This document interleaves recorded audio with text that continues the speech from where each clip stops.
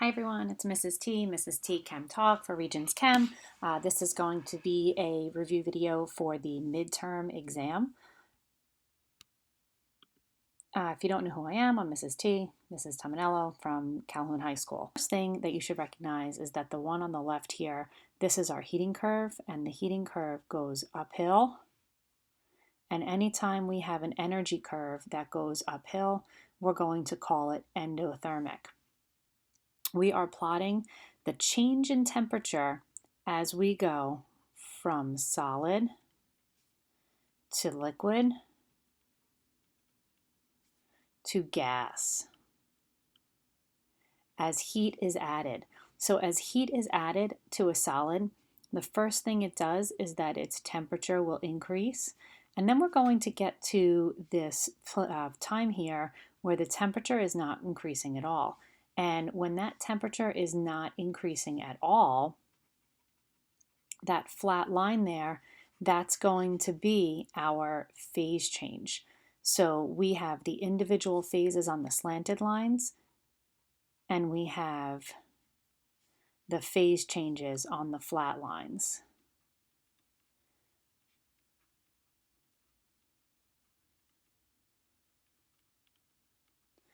So in our heating curve, the first phase change from solid to liquid is called melting, but it's also called fusion, and the phase change for boiling is also called vaporization. We have some corresponding energy changes on the heating curve. When we are in a single phase, when the temperature is increasing, that is when the kinetic energy is increasing. Because remember, temperature is a measure of average kinetic energy. So if the temperature is changing, the kinetic energy is changing. At the phase changes, however, the temperature is not changing. So no change in temperature, no change in kinetic energy. That must mean that at the endothermic heating curve phase changes, we have an increase in potential energy. Now we said that this phase change from solid to liquid is called melting or fusion.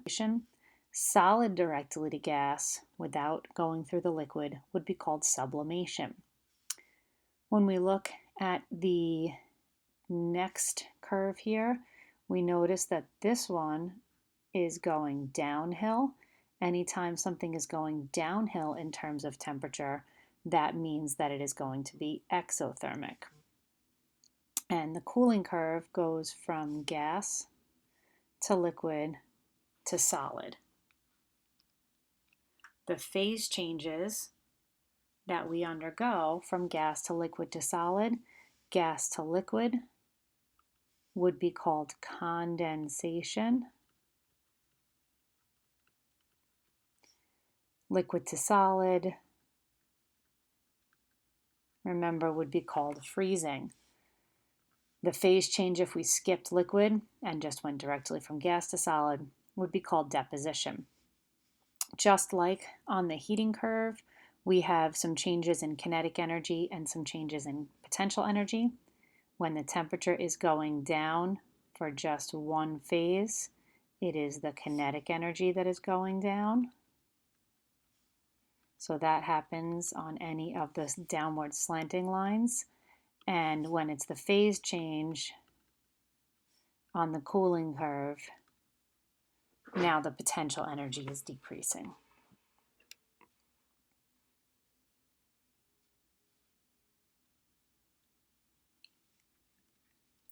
When we talk about the heating and cooling curves, we can also talk about the corresponding heat formulas that go with them.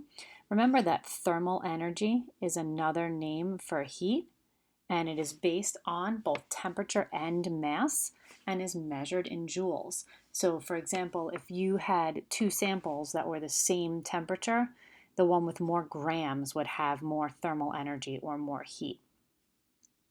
Remember that when we're talking about heat, we do measure heat in joules, and the constants for water are found on table B. If we're talking about some other substance besides water, we would have to be given the values of C or HF or HV.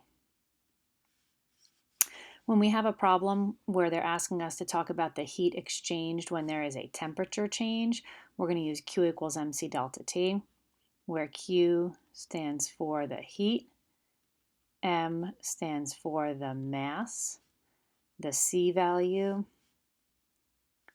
is stands for the specific heat capacity,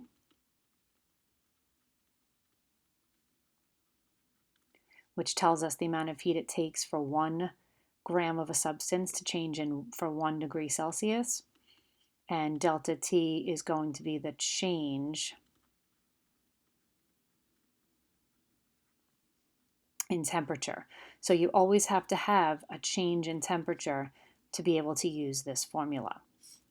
If there is a phase change of solid to liquid, right, something is melting, or liquid to solid, something is freezing, we're going to use Q equals MHF, where Q still stands for heat, M still stands for mass, and heat HF is the heat of fusion, which again, for water, the value is on table B, and this is the amount of heat it takes to melt 1 gram of a liquid. If we have the phase change liquid to gas, which remember is boiling, or gas to liquid, which remember is condensing, we use Q equals mHV, and HV means heat of vaporization.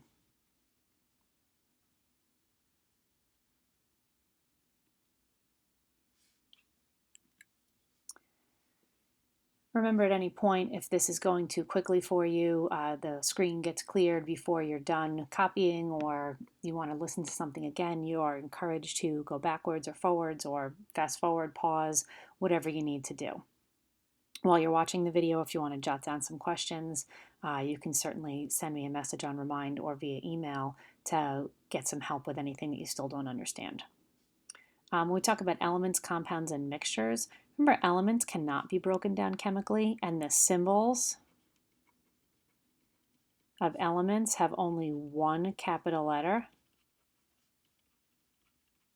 So for example, PB is a symbol of an element, but it only has the capital P. The other letter, if there's 2 letters, the second one is always lowercase. C would be the symbol for, let's say, for carbon. Cu would be copper, but notice they all have just one capital letter. If we want to draw a particle level diagram for an element, it maybe would look something like this. That would be a monatomic element. If we wanted to go ahead and make that a diatomic element, we would just double up all of those to show that they are connected 2 by 2, 2 of the same. Remember that compounds have definite composition, meaning that their proportion can only be one proportion for it to be a certain compound. If you change the proportion, you can't change which compound you have, and they can be broken down chemically, and they will have 2 or more capital letters in their formulas. So something like NaCl, look at the 2 capital letters, that would be a compound with 2 elements, or MgSO4, 3 capital letters would mean, again, that's 2 or more, so that would be a compound. If you want to draw a particle level diagram for a compound, each molecule has to have at least 2 different types of atoms.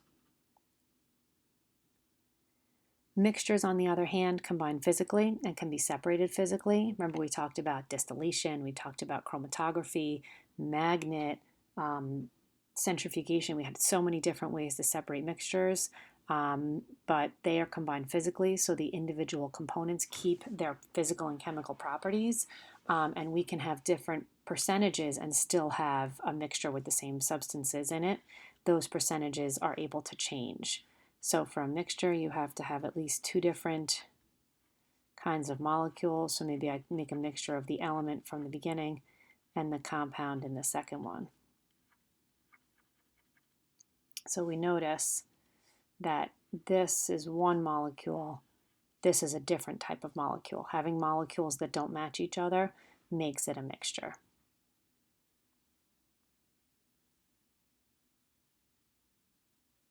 About the combined gas laws,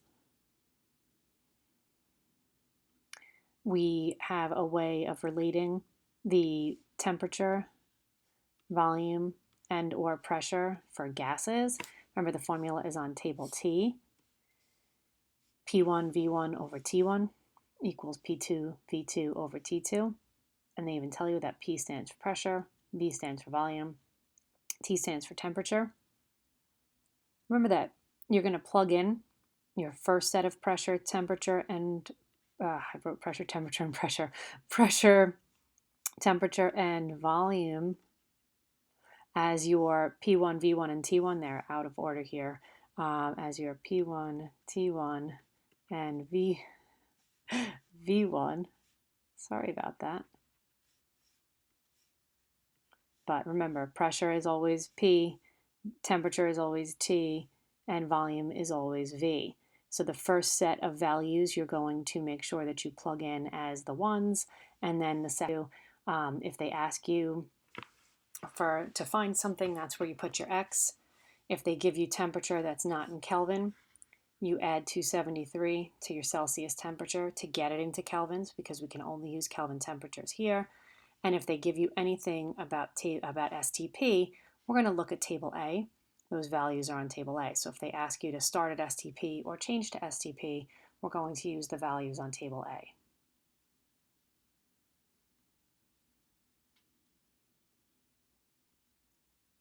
The kinetic molecular theory of gas, which is the ideal gas laws. Remember, this is like the gas rules. No actual gases follow all the rules all the time. They come close. The ones that come the closest, remember, are hydrogen and helium. Hydrogen and helium are the ones that act most ideal on their own. They don't really need to be changed too much to act like an ideal gas. The other gases will need to be put, or a lot of other gases will need to be put at high temperature and low pressure to act more ideal. And when gases are acting like ideal gases, they move in constant, random, straight line motion. They transfer energy perfectly when they hit each other. They don't have attraction for each other, and their volume is negligible. Negligible volume means that it doesn't matter. We don't need to worry about it, or we don't need to be concerned with it. But real gases, the reason why they deviate, or the reason why they don't follow the rules, is that they do have attraction and they do have volume that matters. Again, hydrogen and helium are going to be the ones that are the poster children for ideal gases. They are the ones that act most ideal just on their own. And any gas can be made to act more ideal if you increase the temperature and lower the pressure. Remember, we said it's like your ideal vacation situation.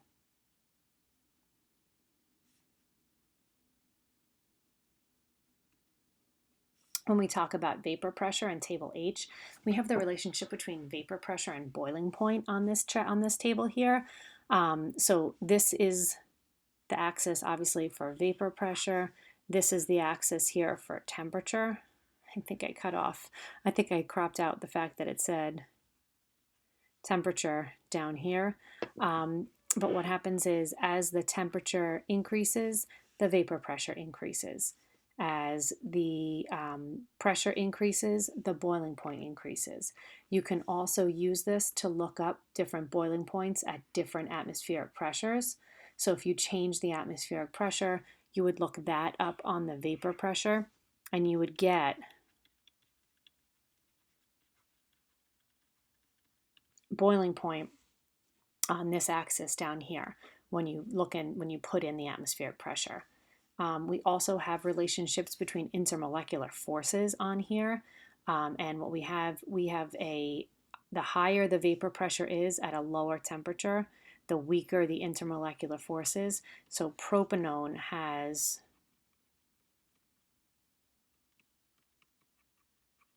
the weakest intermolecular forces on the table, and ethanoic acid has the strongest intermolecular forces on this table. So that means that ethanoic acid holds its molecules into the liquid stronger. So you need to add more heat to get ethanoic acid to leave into the vapor and to boil. Back in, now into atomic structure.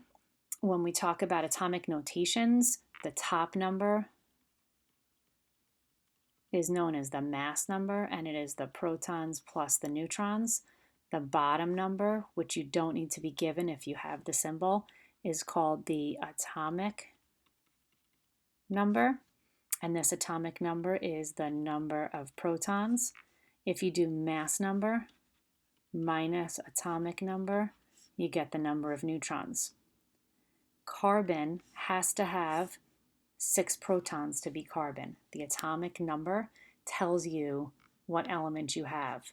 But carbon-14 has 8 neutrons and carbon-12 has 6 neutrons. So these are isotopes of each other because they are the same atom, so they have the same number of protons but different numbers of neutrons.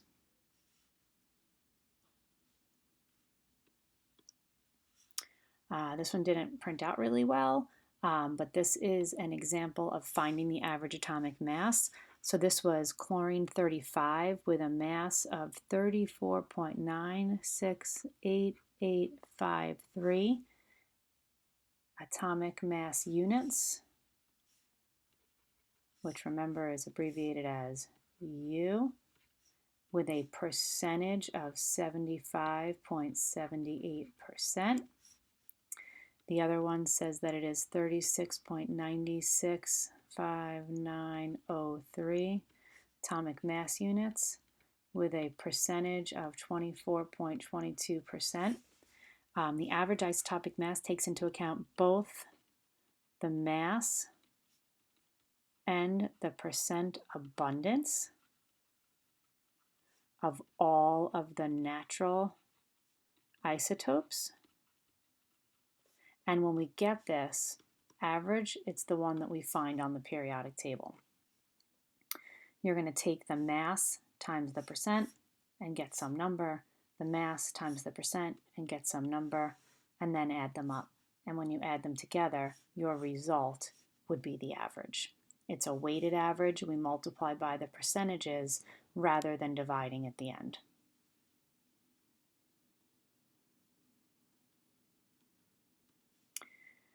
For ground state versus excited state, the ground state electron configuration is the lowest in terms of energy, and it's found on the periodic table. So for example, if we had calcium, its ground state electron configuration is 2882. That means that in the first of the nucleus, the second shell we have 8, the third shell we have 8, and the fourth shell we have 2. That would mean also that we have 2 valence electrons. Those are the electrons in the outermost shell. When atoms absorb energy, sometimes those electrons can move in shells further away from the nucleus, and this would be called the excited state. So what you notice is that here, one of these electrons moved out a shell, and that's why this number went from 8 to 7, and this number went from 2 to 3. They still add up to calcium's atomic number, which is 20. So they still add up to 20, but they have different arrangements of where the electrons are. Now what's eventually going to happen is that this excited electron, or however many excited electrons there are, they will move back down to the ground state, closer to the nucleus, or as close to the nucleus in terms of energy as they can get. And when these electrons move from the excited state back to the ground state, energy is released in the form of light, and that's how the bright line spectrum is produced.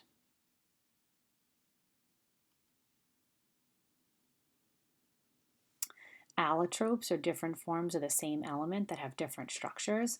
Because of their different structures, they have different physical and chemical properties. Example, diamond and graphite are allotropes of carbon. Ozone and oxygen, O3 and O2, are allotropes for oxygen. They have different properties because of their different structures, and it's different physical and chemical properties. When we talk about nuclear chemistry, the first thing we spoke about was transmutation.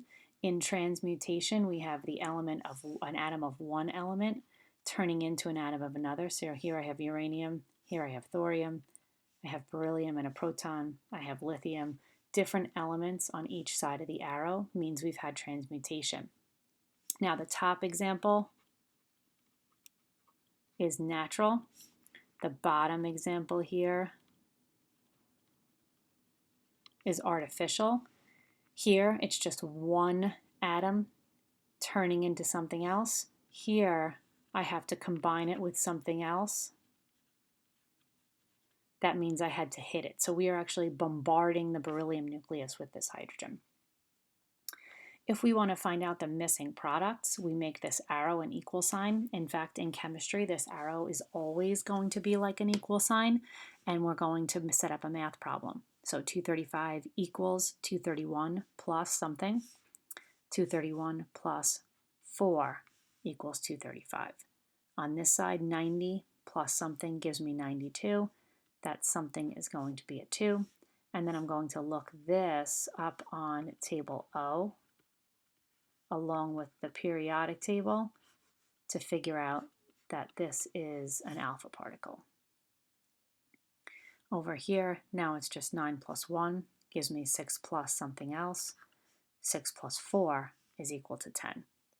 This side adds up to 5, so the bottom number here, 3 plus 2 equals 5.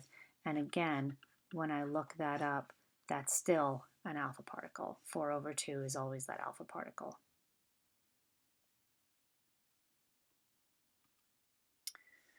When we talk about half-life, we're talking about the amount of time it takes for half of a radioactive sample to decay into more stable products, and you get this this graph that looks like this if you were to graph the amount remaining.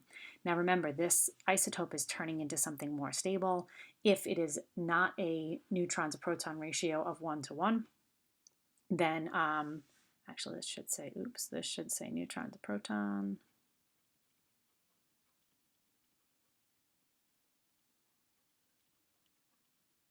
Okay, so when the neutron to proton ratio is not 1 to 1, it's going to be unstable and decay into something else. Remember that the half-life is the amount of time it takes for the sample for half of the sample to decay. So if a 100-gram sample decays to 25 grams, if we find out how many times it divides in half, we know how many half-life periods went by. So the first time it divides in half, 50 grams remain. The second time it divides in half, 25 grams remain. So that means that 2 half-life periods have passed. If 60 hours is 2 half-life periods, then 1 half-life period is 30 hours. So again, it's just like saying 2x is 60. So we knew that 2 half-life periods went by because it had to divide in half twice to get from 100 to 25. 2 half-life periods was 60. That means proportionally 1 half-life would be 30 hours. When we talk about fission versus fusion, fusion is uniting. Small nuclei are going to join. So here what's going in, oops, sorry about that.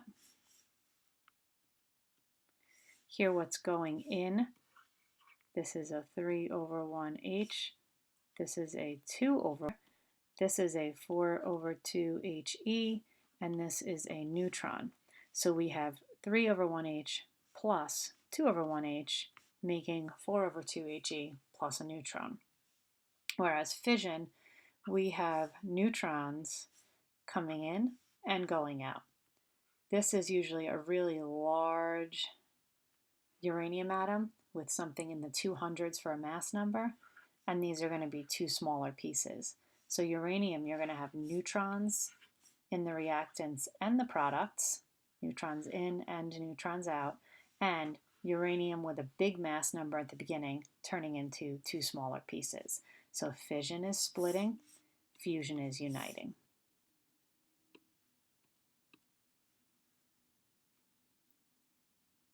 When we talk about the uses, remember traces allow us to follow a reaction. Iodine-131 is used for dating of things that were once living. Uranium-238 and lead-206 are used for geologic dating. Technetium-99 is used for brain tumors. Radon-226 and cobalt-60 are used for cancer treatments. Cobalt-60 is also used for food freshness. So these are just a couple of the examples of things that you might want to keep in mind. When we talk about penetrating power, remember that gamma has the most penetrating power. It has the smallest mass on table O, and alpha particle has the weakest penetrating power. So alpha can be stopped by paper. Beta, you need some aluminum. And then gamma, you actually need a thick piece of lead to stop it. So gamma has the strongest penetrating power. When we talk about the energy released from a nuclear reaction, all nuclear reactions release more energy than chemical reactions, and that's because some of the mass is lost and is actually converted into energy. So there's a really, really small, slight loss of mass in any nuclear reaction, and that mass that's lost is converted into energy, giving off a tremendous amount of energy. Next chapter is going to be periodic table.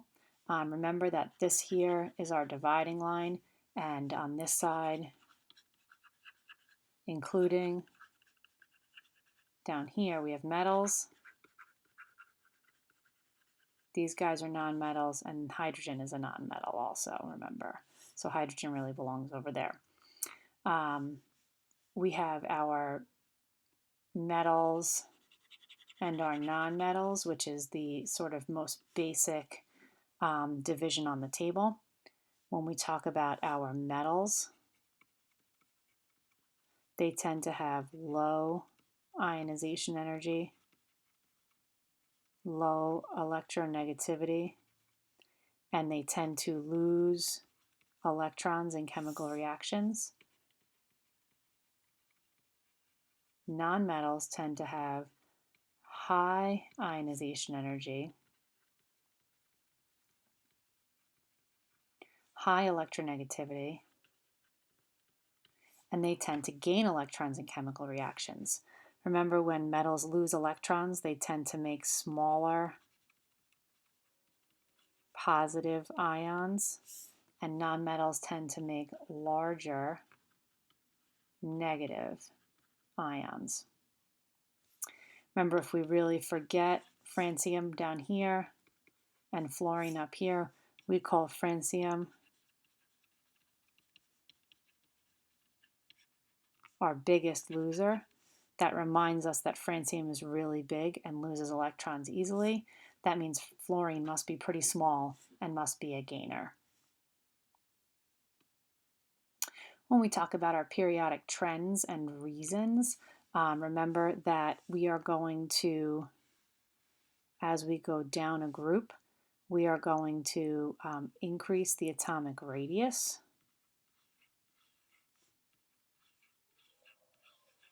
And as we go across a period, we are actually going to decrease the radius.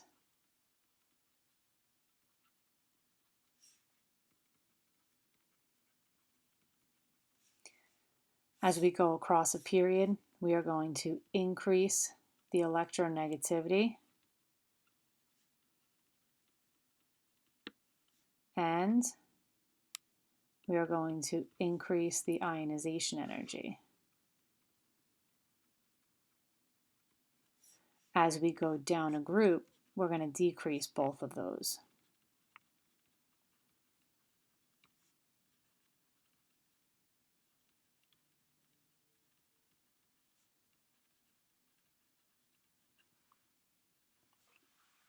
And the reason, as we go down a group, the radius gets bigger, the electronegativity gets smaller, and the ionization energy decreases because of more shells.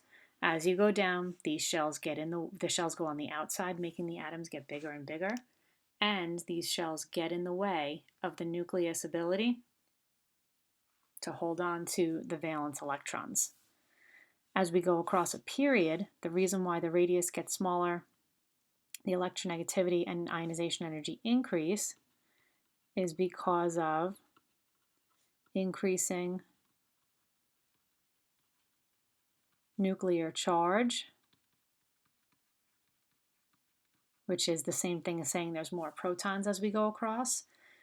The positive protons in the nucleus have to attract the negative electrons outside, and the bigger and bigger and bigger that this positive gets in the nucleus, the better job that nucleus does at reining in those negative valence electrons.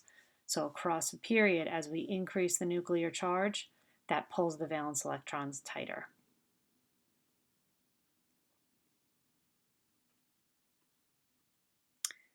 When we talk about the same group, remember that group 1, starting here going down, these are called the alkali metals.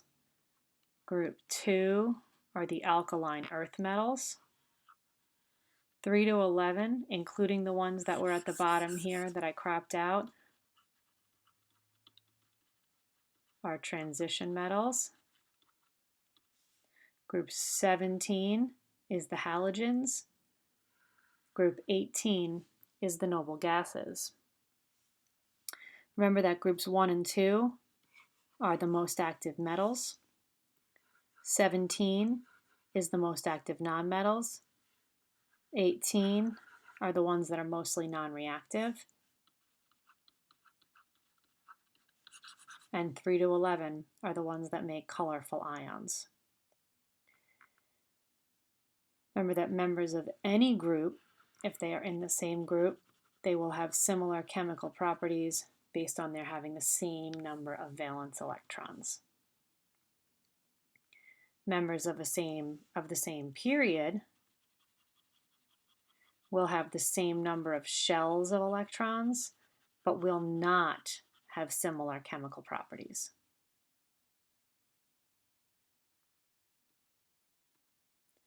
We're talking about writing the formulas with oxygen for oxides. For example, if we are in group 1, if you look on your periodic table, they have a +1 oxidation state. Group 2, they tend to have a +2 oxidation state. And group 3, they tend to have a +3 oxidation state. So since oxygen, if we're talking about any metal, since oxygen has a -2, group 1 metals will have their symbol subscript 2O. But group 2 metals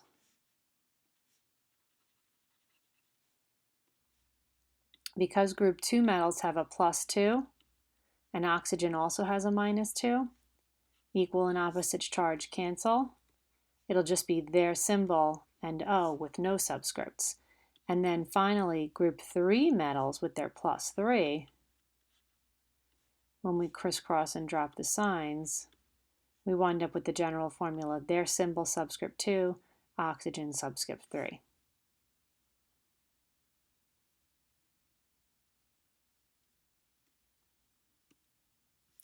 When we talk about some of the properties, remember electronegativity is the attraction for electrons in a bond with hydrogen.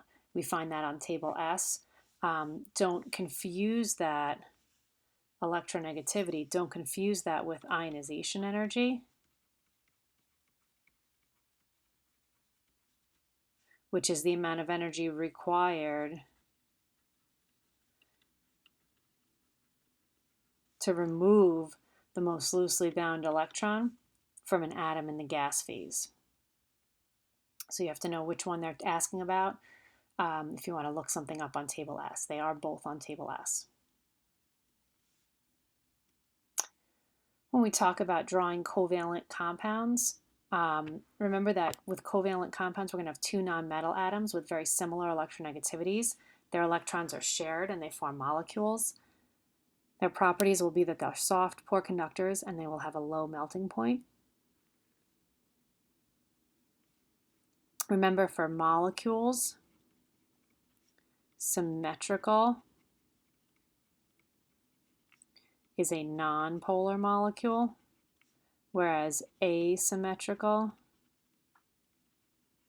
will give you a polar molecule. We said that we used HUNC to find the dot diagrams. Hydrogens and halogens make one bond. Oxygen needs to make two. Nitrogen needs to make three. Carbon needs to make four. So if you want to draw a dot diagram for something like water, oxygen needs to make two bonds, and each hydrogen needs to make one.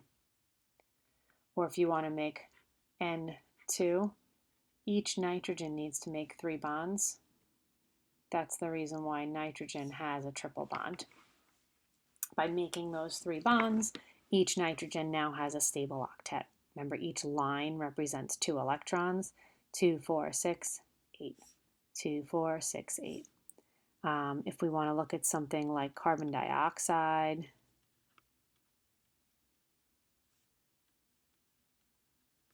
or ammonia, nitrogen makes 3 bonds, hydrogen each makes 1. 1, 2, 3 of the nitrogens, 4, 5, or you can count them all together. Nitrogen had 5 valence electrons plus 1 each from the hydrogen, 2, 4, 6, 8. This is a symmetrical nonpolar molecule. This is a symmetrical nonpolar molecule. The water and the ammonia are each asymmetrical polar, which means that they have a positive side and a negative side.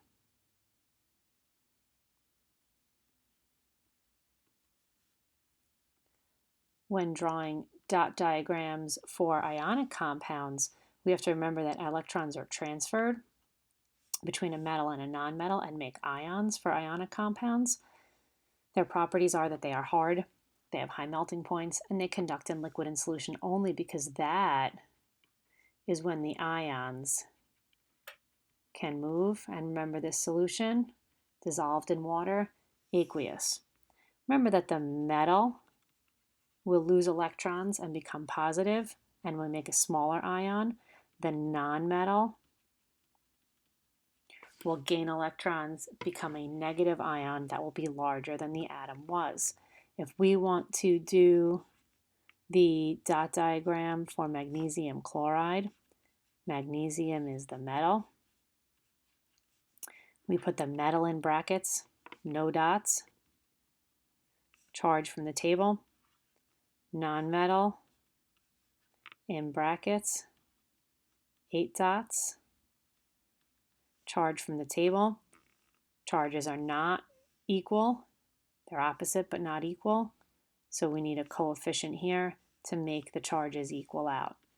We also could have done this if we didn't have the formula. You crisscross and drop the signs. MgCl2 means that there will be 2 in front of the Cl.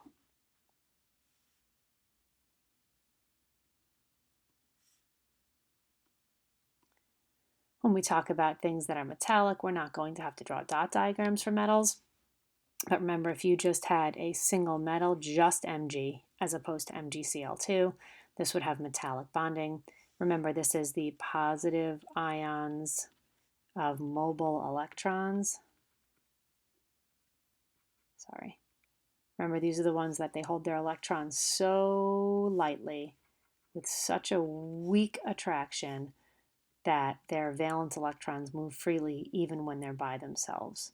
So if we're told C of mobile electrons, you're looking for a symbol of just a metal by itself. Remember, because of their mobile electrons, they can always conduct electricity. They're malleable, ductile, they have luster, a bunch of other good stuff too. When we're talking about naming ionic compounds, remember that if it's just a metal and a nonmetal from like group 1 and 2, not from the middle of the table, you just say the name of the metal, say the name of the nonmetal, and change the ending to IDE. But when we're talking about metals from the transition groups that have multiple positive oxidation states,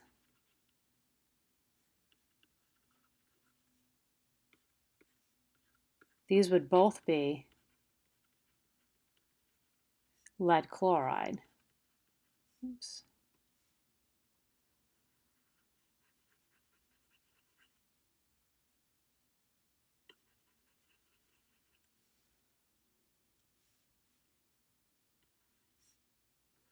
Middle name. I'm going to see which charge was used when I crisscrossed. This one had a +2, so I'm going to call it lead 2 chloride.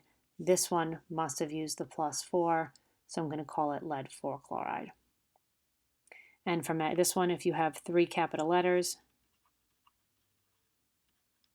you're going to look at table E. You're just going to say the name of the metal. And you're going to say the name of the part of table E, the part that's on table E, which in this case SO4 is called sulfate. So we just say magnesium and we say sulfate.